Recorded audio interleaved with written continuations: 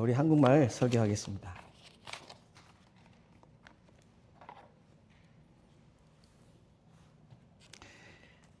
같이 본문 읽을까요? 시작. 한 번 더 읽습니다. 시작.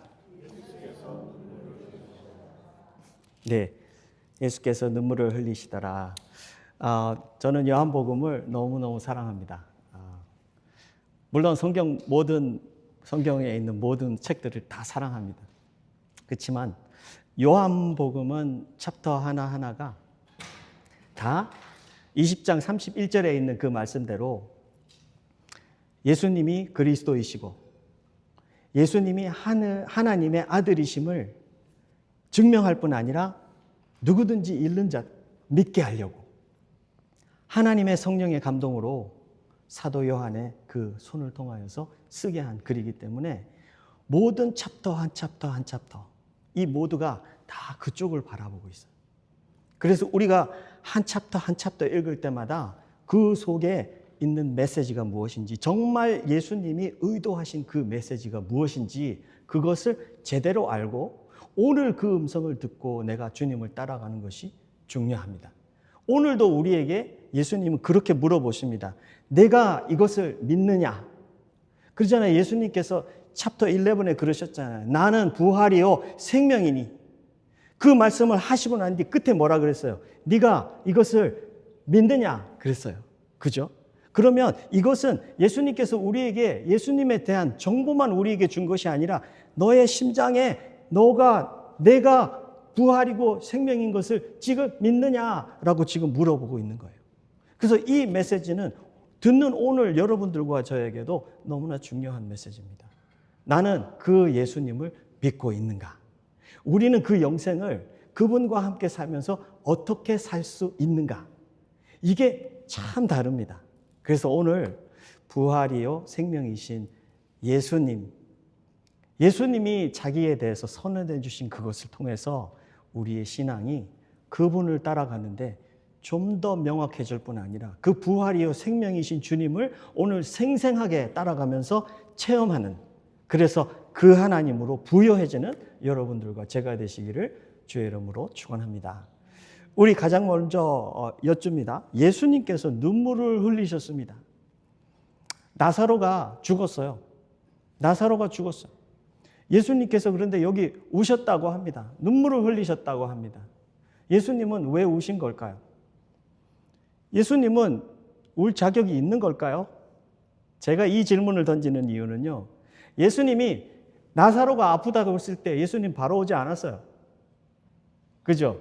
이틀을 더 머물고 죽고 난 뒤에 장례식 하고 난 뒤에 거기는 바로 그날 장례합니다. 4일이 지나서 시체가 썩어서 냄새가 나는 그때에 예수님이 돌아오셨어요. 제가 가족이었다면 예수님 왜 우시지? 내가 사람을 보내갖고 마르다와 마리아는 그런 생각할 거예요. 우리가 사람 보내갖고 아프다고 그랬는데 그날 죽은 것 같아요. 나흘이 됐으니까. 그죠? 그러고 난 뒤에 이틀 더 있다가 왔으니까 얼마나 더 긴 시간이 걸려갖고 왔는데 제가 그런 질문을 합니다. 감히 예수님을 우실 자격이 있는가? 예수님 왜 우신 것 같아요? 저는 그게 궁금했어요. 성경에서 가장 짧은 구절이지만 가장 예수님에 대해서 잘 보여주는 구절이기도 합니다. 예수님은 우실 자격이 있습니다. 우실 자격이 있을 뿐 아니라 이것은 예수님이 자기가 누구라고 말하지 않았지만 이 우는 것을 통해서 자기가 사랑하는 자기의 백성들을 얼마나 자기가 케어하고 있는지, 딥하게 가장 깊게 케어하고 있는지를 보여주는 구절입니다. 가장 짧지만 가장 많이 자기를 보여주는 구절입니다. 예수님은 왜 우셨을까요? 예수님은 33절에 같이 볼까요? 11장 33절 같이 읽습니다. 시작. 예수께서 그가 우는 것과 또 함께 온 유대인들이 우는 것을 보시고 심령에 비통히 여기시고 불쌍히 여기시사. 여기까지 읽습니다. 그가 우는 것과, 그가 누구죠? 마리아가 지금 울고 있어요. 또 함께 온 유대인들이 우는 것을 보고 있어요. 예수님이 지금 이들의 우는 것을 보시고 심령에 비통히 여기셨다 그래요. 심령에 비통히 여기셨다는 말은 He was deeply moved inside and troubled. 우리는 이걸 이해를 해야 돼요. 예수님이 이렇게 해서 35절에 예수님이 눈물을 흘리신 거거든요. 여기에는 설명을 하고 있어요. 왜 예수님이 울고 계신가? 예수님은 뭐가 심히 비통하셨고 뭐가 이렇게 불쌍히 여기시는 마음이 있었을까요? 예수님의 마음속에는 무엇을 보고 있었을까요? 여기에 마리아와 여기에 함께 모인 그들의 마음을 위로하고자 모인 이 사람들은요, 그들이 울었다고 하는 말이 클라이오라는 헬라어예요. 클라이오라고 있는 이 헬라어는요, 크게 통곡을 했다. 소리 내어서 통곡을 했다. 유대인들의 그 풍습에는 누가 죽으면 이렇게 크게 통곡을 한대요. 그거는 누구에게 보여주려고 하는 사람들은 없겠죠. 그죠? 내 사랑하는 가족이 죽었는데 누가 그것을 누구에게 보여주려고 울겠습니까? 자기들이 가지고 있는 그 아픔을 그냥 그때만큼은 숨기지 않고 거기에서 울고 싶은 거예요. 그 사회도 울어라고 그렇게 말을 하는 거고요. 그죠? 그리고 그것을 온 사람들도 그 마음을 자기들이 함께 그것을 동참하는 모습으로 같이 우는 그런 것을 가지고 있대요. 어떤 사람은 더 나아가서 그 우는 거 마음을 속 시원하게 하려고 우는 사람들을 돈을 주고 하야해갖고 오는 때도 있대요. 그렇지만 뭐 다 그런 건 아니겠죠. 그러나 여기 마리아와 마르다와 여기 모인 유대인들의 그들의 울음은 어떤 울음이었을까요? 정말 통곡이었던 것 같아요. 얼마나 사랑하는 오빠였는데. 그죠? 오빠였는지 동생인지는 아무도 몰라요. 그렇지만 내 사랑하는 브라더가 죽었잖아요. 그 당시에 브라더는요, 엄마 아빠는 안 보이죠, 이 스토리에서. 그죠? 그렇다면 이 집에 3남매가 살고 있고 그러면 거기에서 남자 하나밖에 없어요. 그러면 이 남자는요, 가장과 같은 남자. 그가 막내 동생이든 오빠든 상관없이 그는 가정을 대표하는 남자예요. 가정을 지키는 남자이기도 하고 가정에 너무너무 중요한 남자예요.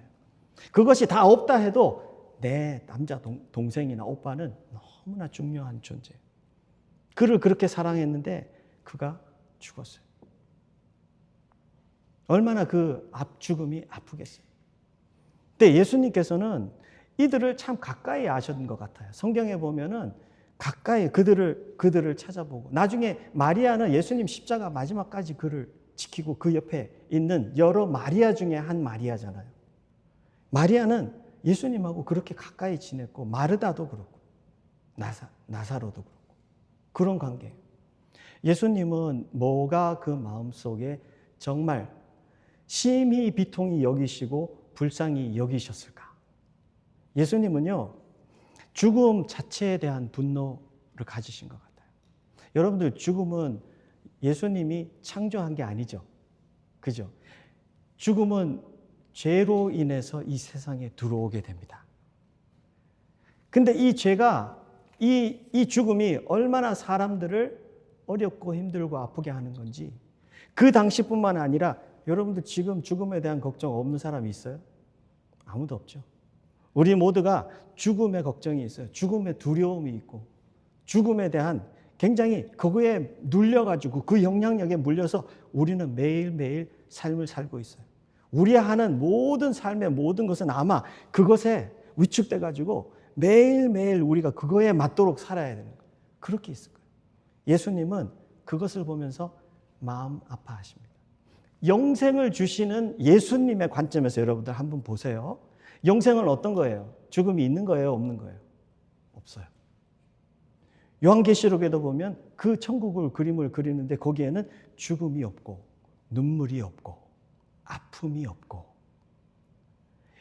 그 나라의 왕이신 그 예수님께서 영생을 주시는데 영생을 주시는 그 하나님의 창조하신 그 눈으로 자기가 창조해 놓은 이 한 영혼이 그 죽음의 세상에 덮여가지고 거기에서 아파하고 힘들어하고 고생하고 매일매일 그 속에서 어려워하는 거. 예수님이 그 아파하지 않을까요? 굉장히 그 마음속에 심히 비통이 여기는 그게 느껴집니다. 또 하나는 예수님이 왜 우셨을까? 인간의 슬픔에 대한 공감이에요. 자기가 사랑했던 마르다와 마리아와 나사로, 그가 죽었어요. 그들이 그렇게 아파하고 힘들어하는데 예수님께서는 나는 내 때가 아니야. 그러면서 안 울고 지나갔을까요? 그렇지 않아요. 예수님은 정말 자기하고 관계하고 정말 사랑했던 그들을 잃었을 때 그 아픔에 동참하는 마음. 왜 예수님은 통곡하지 않았을까요? 전 그런 질문이 있어요. 왜 예수님은 그들과 같이 울 때 같이 울었으면 그들이 통곡할 때 같이 통곡하는 게 맞는 거 아니야? 근데 예수님의 그 깊은 그 눈물은 33절이 설명해 주는 것 같아요. 굉장히 깊이 심히 비통이 여겼어요. He was deeply moved in spirit. 그러니까 육과 내 마음과 내 정신의 상태가 아니라 영의 가장 깊은 곳의 아픔을 느끼셨다. 그리고 troubled. 여러분들 turbulent를 말 들어봤죠? 비행기 타고 한국 갈 때 비행기가 막 흔들리면 여기 앞에서 스피커에서 말 나오죠. 뭐라 그러죠? 예, 무슨 turbulence 이야기 막 하고 비행기가 심히 흔들린다 설명할 때 turbulence 이야기를 해요. 근데 여기 trouble이라는 말을 설명할 때 turbulent 한 말이 나오더라고요. 얼마나 예수님의 마음속에 깊이 흔들렸어요.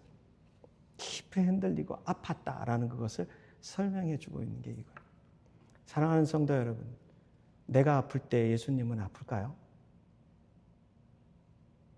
내가 죄 지을 때 예수님은 아플까요? 내가 힘들어하고 두려움에 쌓여 있을 때 예수님은 아플까요? 내가 이 땅에서 아픔을 지나가고 걱정을 지나가고 고난을 지나가고 그럴 때 예수님은 아플까요? 예수님은 눈물 흘릴까요? 마음 깊은 곳에 정말 아파할까요? 나만큼 아파할까요? 여러분도 이런 질문 있지 않습니까? 예수님이 만약에 저는 이런 생각합니다. 예수님이 만약에 아프지 않았다면 천국 보좌를 두고 여기까지 내려오지 않았다고 생각해요. 예수님이 얼마나 나보다 더 많이 아프셨기 때문에 천국 보좌가 그렇게 영원히 좋고 지금 좋은 거고 온 우주의 그 모든 능력을 주권을 갖고 계신 그 자리인데 그 자리를 모두 뒤로 하고 십자가, 살리는 십자가까지 갔을까요? 오직 그 마음이 얼마나 아팠으면 모든 보좌를 뒤로하고 모든 영화, 천국의 그 영화를 뒤로하고 이 땅에 와가지고 예수님께서 내가 십자가에 죽겠다고 아버지의 뜻이 살리는 것에 내가 십자가에서 죽겠다고. 저는요, 예수님이 나보다 더 많이 아프셨다고 저는 믿습니다. 예수님이 눈물만 흘리신 게 아니라 너무너무 아파서 예수님께서는 이 십장의 그림, 여기 앞에는 이 생명의 떡을 보여줄 때 유월절을 보여주고 또 초막절을 보여주면서 생수를 보여주고 그런데 여기는 보면 죽음의 그림일 뿐 아니라 그 속에서 예수님의 심장을 보여주는 게 전 너무 감사해요. 예수님의 아픔을 보여주시면서 예수님이 그러십니다. 예수님이 내가 부활이고 생명이다 라고 말을 해줍니다. 여러분들 예수님이 지금 부활이고 생명이다 하고 말하는 거는요 굉장히 파워풀한 거예요. 우리 마르다뿐 아니라 그 당시 유대인들은요 부활에 대해서 이런 생각으로 나뉘어져 있었습니다. 종교 지도자들, 바리새인들, 사두개인들. 바리새인들은 믿었어요, 안 믿었어요? 부활을 믿었어요. 사두개인들은 부활을 믿었어요, 안 믿었어요? 안 믿었어요. 사두개인들은 조금 더 부자층이에요. 사회적으로 돈이 많고 힘이 있고. 그렇지만 바리새인들은 조금 더 성전에서 섬기는 것이 가깝고 이런 사람들이 영적으로 조금 더 하나님에 대해서 많이 아는 사람들. 그래서 이 사람들은 산헤드린의 70명의 장로들이 모여서 이 나라의 영적, 정치적 모든 것을 이끌어 나가는 사람들인데 이들이 반반이 있을 거예요. 반반 있는데 이들은 머릿속에 부활이 나눠져 있어요. 그래서 나중에 바울이 잡혀갔을 때 바울이 그들을 싸움시켜요. 부활에 대한 이야기를 하니까 이들이 막 자기들끼리 싸워. 그런 일들이. 마르다와 마리아는 부활을 믿었을까요? 믿었어요. 어떻게 믿었어요? 나중에 주님의 나라가 올 때 그때 모든 죽은 자들을 살리신다라고 부활을 믿었어요. 그러면 다음 질문은 여러분들은 부활을 어떻게 믿으십니까? 부활을 믿으세요? 안 믿으세요? 왜 이렇게 힘이 없어요? 믿습니다. 부활을 안 믿으면 안 되죠. 부활을 믿어야죠. 왜 부활을 믿죠, 그럼? 네? 부활이 없으면 소용없지 않아요. 여러분들 여기 앉아 계시면 안 돼요. 지금 날씨 얼마나 좋은데 밖에 나가서 좋은데 돌아다니고 하고 싶은 거 많이 하고 먹고 싶은 거 먹고 그냥 내가 하고 싶은 거 다 하면서 사셔야 돼요. 부활이 없으면 여기 앉아 계시면 안 돼. 여러분들 마음속에 부활이 있기 때문에 여러분들 지금 여기 앉아서 하나님 예배하고 있는 거죠. 그죠? 부활이 있다라는 것은 죽음 후에 하나님께서 나를 다시 살린다라는 것이 있고요. 죽음 후에 하나님 나라가 있다라는 것을 여러분들 인정하고 있는 거예요. 그렇기 때문에 부활을 믿는다는 것은 굉장히 중요한 겁니다. 근데 예수님은 지금 요한복음 11장에서 부활을 새롭게 정의하고 있어요. 우리도 그렇잖아요. 부활은 나중에 나도 죽은 자에서 살리고 예수님을 십자가에서 죽었다가 살리신 것 같이 우리도 나중에 죽었다가 주님 오실 때 우리를 다 다시 살릴 거다. 옳아요? 틀려요? 관심이 없는 것 같은데 큰일 났네. 옳은 거죠.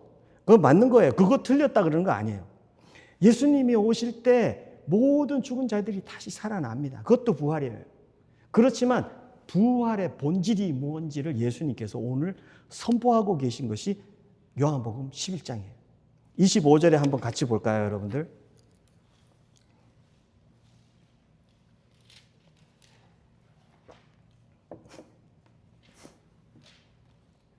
25절, 26절 같이 읽습니다. 시작. 예수께서 이르시되 나는 부활이요 생명이니 나를 믿는 자는 죽어도 살겠고 무릇 살아서 나를 믿는 자는 영원히 죽지 아니하리니 이것을 내가 믿느냐? 예수님이 지금 말하고 있는 거는 네가 나중에 믿고 있는 나중에 부활이 있을 거다라는 게 틀렸다라는 걸 말해주는 게 아니에요. 그것도 맞아. 그렇지만 그 부활에 대한 본질을 잊고 있어 라고 말하고 있는 거예요. 마르다와 마리아는 이런 부활 신앙을 갖고 있었어요. 예수님이 우리를 살린다. 예수님이 오신다. 하나님의 나라가 있다. 그런 것을 믿고 있었어요. 그런데 그들이 정말 심장에 갖고 있어야 되는 건 뭐냐면 예수님이 지금 말씀하신 에고 아이미 아나스타시스. 아나스타시스가 부활이고요. 에고 아이미는 제가 지난주에도 설교했죠. 나는 스스로 있는 자. I am that I am. 나는 여호와 하나님. 나는 하나님인데 부활. 내가 부활이다 라고 말하는 거예요. 지금 예수님께서.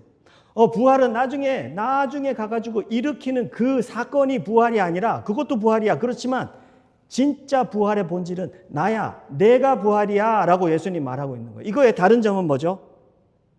예? 예수님이 함께 있으면 지금 죽어도 살리고요. 지금 믿는 것도 영원히 사는 거예요. 예수님이 없으면 생명의 본질이 없고 생명의 실체가 없다. 그래서 그건 껍데기고 죽은 거다라는 거를 말해주고 있는 거예요. 부활의 본질 예수님께서 I am. 내가 부활이다. 와, 여러분들 이거는요. 정말 대단한 거예요. 예수님께서 여러분들과 저에게 주신 예수님을 믿고 사는 그 영생의 삶은요, 부활의 삶이에요. 예수님이 우리 속에 들어와서 살기 때문에 우리 속에는 부활이신 예수님이 함께하고 계신 거예요. 그래서 이 부활이신 예수님과 함께 사는 그 삶은요, 나중만 바라보는 삶이 아니에요. 그 삶은 어디를 바라보죠? 지금 주님을 바라봐요. 그게 부활신앙이에요. 근데 여러분들 부활신앙도요, 잘 기억하셔야 돼요. 부활신앙보다 더 중요한 거는 예수신앙이에요. 예수님이 부활이시다라는 것을 믿고 사는 거예요. 부활신앙은요, 그냥 부활한다라는 것만 믿고 사는 걸지도 몰라요. 그냥 마리아와 마르다 같이. 마르다가 그랬잖아요. 예수님은 그리스도이시오 하나님의 아들이시니이다. 와, 베드로하고 똑같은 말이 그냥 하나도 틀림없이 둘이 만난 적도 없을 거예요. 근데 둘의 정답이 정답이에요. 너무나도 똑같이 정답이에요. 예수는 그리스도시요 하나님의 살아계신 하나님의 아들이시다. 몇 절 내려가면 근데 예수님하고 같이 무덤 앞에 가서 예수님 무덤을 열라. 그러니까 마르다가 뭐라 그랬죠? 예수님 죽은 지 나흘이 됐고요. 시체에서 냄새가 나요. 이 말은 무슨 말이에요? 예? 이 말은 무슨 말이에요? 이 말은요, 지금 벌써 죽었어요, 예수님. 그거 왜 열어요? 그거 왜 열어요? 지금 그 말이에요. 마르다가 그건 반대로 예수님의 부활이심을 거기에서 믿었으면 그 소리 안 했을 거예요. 예수님과 같이 무덤, 돌을 옮겨라, 무덤을 열어라. 지금 예수님, 부활이신 예수님이, 생명이신 예수님이 여기 계시다 그랬을 거예요.